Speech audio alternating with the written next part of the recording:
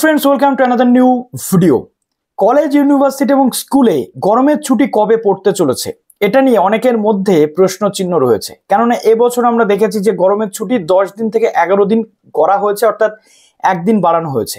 কিন্তু মার্চের শেষ হতে না হতেই তো এরই মধ্যে আমরা দেখতে পাচ্ছি যে গরম পারদ ছাড়িয়ে গেছে অনেকটাই, 39 থেকে 40 ডিগ্রি পর্যন্ত কিন্তু তাপমাত্রা বৃদ্ধি পেয়েছে। এরই মধ্যে বিভিন্ন উদ্যোগ কিন্তু নেওয়া হচ্ছে স্কুলগুলোর পক্ষ থেকে, এবং শুধু তাই না, শুধুমাত্র ছাত্রছাত্রীদের নয়, শিক্ষক মহাশয় বা শিক্ষা কর্মীদের ক্ষেত্রেও কিন্তু জিনিসটা দেখা প্রয়োজন। কিন্তু আমরা দেখেছি যে লাস্ট এক বছর আগে অর্থাৎ 2024 সালে যে মারাত্মক লেভেলের তাপপ্রবাহ বয়েছে, অর্থাৎ হিট ওয়েভ বা লু বইছিল এই রাজ্যে, যার ফলে গরমের ছুটি নিয়ে একাধিক দ্বিধাদ্বন্দ্ব ছিল। এবছরও সেই গরমের ছুটি নিয়ে চলে আসছে প্রশ্নচিহ্ন।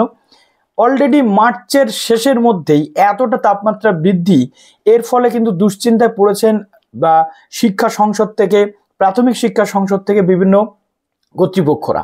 কেননা এত গরমে শিক্ষার্থীদের নিয়ে কি করে ক্লাস করানো যাবে, তার মধ্যে আবার বিষয়টা যেটা হয়েছে, তার মধ্যে আবার কিন্তু রয়েছে একাধিক চিন্তা যে সিলেবাসটাও কিন্তু আবার শেষ করতে হবে। তো আজকের এই ভিডিওটাতে আমরা লেটেস্ট কি আপডেট রয়েছে গরমের ছুটি নিয়ে ডিসকাস করব। তো যারা নতুন আছেন অবশ্যই চ্যানেলটিকে সাবস্ক্রাইব করে পাশে বেল আইকনটি ক্লিক করে দিতে একেবারেই ভুলবেন না। তো প্রথমত আমরা যেটা তথ্য পেয়েছিলাম এর আগে, যে 40 ডিগ্রি দাবদাহ ছাড়িয়ে যাচ্ছে পশ্চিম মেদিনীপুরে। এর ফলে পশ্চিম মেদিনীপুরে দুরকম দৈনিক রুটিন প্রকাশ করছে প্রাথমিক শিক্ষা পর্ষদ, অর্থাৎ পশ্চিম মেদিনীপুরের যে স্কুলগুলো রয়েছে প্রাথমিক স্কুল বা প্রাইমারি স্কুলগুলোর জন্য। অন্যদিকে বিদ্যাসাগর বিশ্ববিদ্যালয় আবহাওয়া বিভাগ সূত্রে জানা গেছে বুধবার মেদিনীপুর ও শহর সংলগ্ন এলাকায় তাপমাত্রা ছিল 39 ডিগ্রি সেন্টিগ্রেড। এই পরিস্থিতিতে পশ্চিম মেদিনীপুর জেলার সমস্ত প্রাথমিক ও নিম্ন বুনিয়াদী স্কুলগুলি 16 এপ্রিল থেকে মর্নিং সেশনে বা প্রাতঃ বিভাগে করার নির্দেশিকা কিন্তু জারি করে দেওয়া হয়েছে ডিস্ট্রিক্ট যে প্রাইমারি সংসদ রয়েছে সেখান থেকে, অর্থাৎ ডিপিএসসি। প্রত্যেকটা জেলাতে আমরা জানি যে ডিপিএসসি থাকে, সেই ডিপিএসসি থেকে, এবং চেয়ারম্যান অনিমেষ দে কিন্তু সেটাই জানিয়েছেন। সংসদ সূত্রে জানা গেছে যে 16 এপ্রিল থেকে 30 জুন পর্যন্ত সোমবার পশ্চিম মেদিনীপুর জেলার সমস্ত প্রাথমিক বিদ্যালয়গুলি মর্নিং সেশনে চলবে। ঠিক আছে, এবার এখানে একটা জিনিস বলা হয়েছে যে সোম থেকে শুক্রবার পর্যন্ত সকাল 6:30 থেকে 11টা পর্যন্ত, এবং শনিবার সকাল 6:30 থেকে 9টা পর্যন্ত স্কুল হবে, এবং মিড ডে মিলও কিন্তু এর মধ্যে ইনক্লুডেড থাকবে। এবার প্রশ্ন হচ্ছে যে কেন এই ডিপিএসসি গুলোকে আলাদা আলাদা সিদ্ধান্ত নিতে হচ্ছে। তার একটাই কারণ, রাজ্য সরকারের পক্ষ থেকে গরমের ছুটি নিয়ে এখনো কোনো পরিষ্কার নির্দেশিকা কিন্তু আসেনি। যেহেতু ছাত্রছাত্রীদের সিলেবাস শেষ, তার সাথে সাথে পড়ানোর একটা প্রশ্ন রয়েছে। আশা করব খুব তাড়াতাড়ি মুখ্যমন্ত্রীর পক্ষ থেকে গরমের ছুটি নিয়ে বিজ্ঞপ্তি আসবে বা বিবৃতি আসবে। কেননা গত বছরের যে গরম আমরা দেখেছি, এবছর মার্চের শেষ না হতে হতেই সেই গরমের কিন্তু খানিকটা আভাস আমরা পাচ্ছি। খানিকটা কি, যথেষ্ট আভাস পাচ্ছি। এখানে শুধুমাত্র শিক্ষার্থী নয়, শিক্ষার্থীদের সাথে সাথে শিক্ষক, শিক্ষিকা, শিক্ষাকর্মী প্রত্যেকের কিন্তু সমস্যা এই গরমের জন্য। এবার অনেকেই বলবেন যে অন্যান্য অফিস বা অন্যান্য বিষয় সেগুলো তো চলছে, সেগুলো অবশ্যই চলছে, সেগুলো এসেনশিয়াল পার্ট বা শিক্ষা এসেনশিয়াল পার্ট, কিন্তু শিক্ষার্থীদের ক্ষেত্রে সমস্যাটা আরো বেশি। কেননা তারা শিশু বা শিক্ষার্থী, তাদের ক্ষেত্রে এতটা গরম সহ্য করাটা অনেকটা চাপ হয়ে যায়।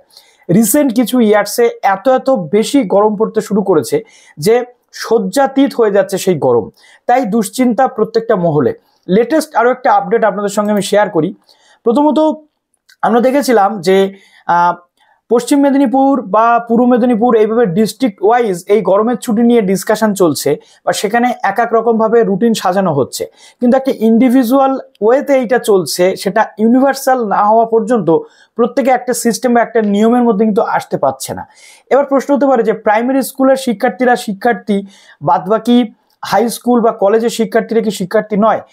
একটা জিনিস আপনাদের ক্লিয়ার করতে চাইবো, আগে কিন্তু শিশু বা শিক্ষার্থীদের কথা ভাবা হচ্ছে, সেটাই স্বাভাবিক। তার কারণ শিশু বা শিক্ষার্থীরা অনেক ছোট, তাদের সহ্য ক্ষমতাটাও কিন্তু অনেকটা কম, যার জন্য তাদেরকে দিয়েই এই গরমের ছুটি বা মর্নিং সেশনের শুরুয়াতটা কিন্তু হচ্ছে।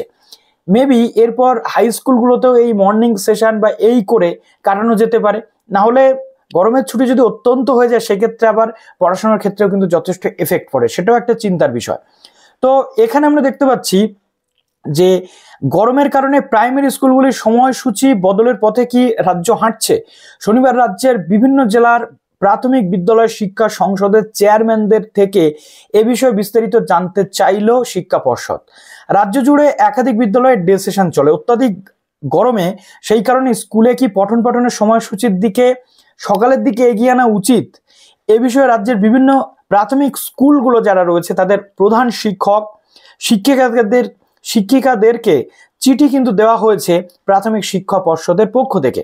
মঙ্গলবারের মধ্যে এই রিপোর্ট কিন্তু চাওয়া হয়েছে। নিয়ে প্রাথমিক শিক্ষা পর্ষদের সভাপতি গৌতম পাল কিন্তু বলছেন যে আমরা যে বিভিন্ন জেলার ডিপিএসসি চেয়ারম্যানদের থেকে এই বিষয়ে জানতে চাইছি, তারা উত্তর দিলে আমরা স্কুল শিক্ষা দপ্তরকে তা পাঠিয়ে দেব, তারাই প্রয়োজনীয় সিদ্ধান্ত নেবে আশা করছি, এবং মঙ্গলবারের মধ্যে সেটা জানিয়ে দেওয়া হবে। তো আমরা এটা দেখতে পেলাম যে প্রাথমিক শিক্ষা পর্ষদের পক্ষ থেকে এটা বলা হলো, অর্থাৎ এই যে গরমের যে পরিস্থিতি সেটা নিয়ে বিস্তারিত তথ্য জানতে চাওয়া হয়েছে ডিপিএসসি চেয়ারম্যানদের থেকে। ডিপিএসসি চেয়ারম্যানদের রিপোর্ট অনুযায়ী মঙ্গলবারের মধ্যে এই রিপোর্ট ডিটেল চলে আসবে, স্কুল শিক্ষা দপ্তরকে এটা জানানো হবে। স্কুল শিক্ষা দপ্তর নিজে কোনো সিদ্ধান্ত সেই অর্থে আমরা এই কবছর নিতে দেখিনি, সেখান থেকে সেই জিনিসটা নবান্নে যাবে, তারপর মুখ্যমন্ত্রী বা শিক্ষামন্ত্রী হস্তক্ষেপ হবে। পরবর্তী ক্ষেত্রে কি ডিসিশন আসছে সেটা কিন্তু আমাদেরকে দেখতে হবে। তো তার জন্য একটু ওয়েট করতে হবে কটা দিন। তবে হ্যাঁ, অত্যন্ত গরম যদি পড়ে সেক্ষেত্রে কিন্তু স্কুল চালানোটা অত্যন্ত কঠিন পরিস্থিতির মধ্যে পড়তে পারে।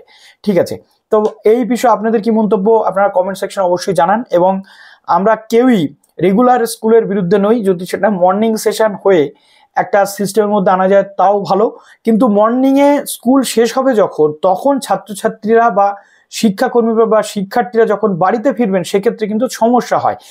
এর পাশাপাশি আরও একটা সমস্যা যেটা হয়, অনেক শিক্ষক থাকেন যারা অনেক দূর দূরান্ত থেকে স্কুলগুলোতে যান, সেক্ষেত্রে মর্নিং স্কুল হলে তাদেরকেও সেখানে গিয়ে টাইমের মধ্যে পৌঁছানোটাও একটা সমস্যার মধ্যে পড়ে। একাধিক বিষয় নিয়ে আপনাদের সামনে উপস্থাপন করলাম এই ভিডিওটাতে। যদি আপনাদের পজিটিভ কিছু সাজেশন থেকে অবশ্যই কমেন্টে জানাবেন, ভালো লাগবে আমারও। ভালো থাকবেন সবাই, বেস্ট অফ লাক।